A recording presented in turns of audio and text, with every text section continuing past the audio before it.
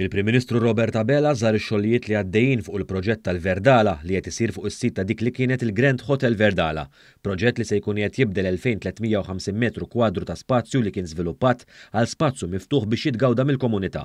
Dan tħabbar fi stqarrija mill-Uffiċċju tal-Prim Ministru fejn ġie spjegat li matul din iż-żjara il-Prim Ministru nota l-impenn tal-investitur biex jiżviluppa proġett ta' kwalità fl-inħawi tal-Virtu fir-Rabat li mhux biss iħares iżda jirrispetta l-ambjent tal-madwar. Dan bil-disin tal-proġett partikolarment kif jidher minn barra tfassal b'mod li jikkumplimenta iż-żona li jinsab fih.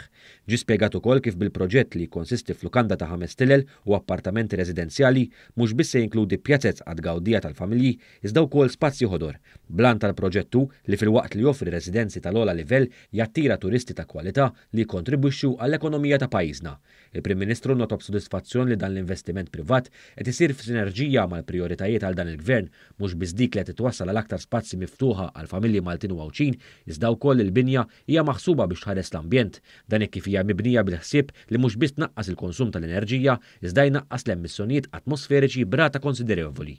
Dan il-proġett jingħaqad katina ma' eżed investiment ta' kwalità li segwew l-istess prinċipji ambjentali u ta' sostenibilità fil-jiem li għaddew meta l-Prim Ministru żar proġetti ġodda fosthom dak mill-Grupp Farsens ta' Trident Park u l-Brewhouse. Waqt iż-żjara l-Prim Ministru kien akkumpanjat mill-fundatur tal-grupp tal-AX Angelo Xwiereb, membri tal-familja Xwiereb u membri oħra involuti fit-tmexxija tal-kumpanija.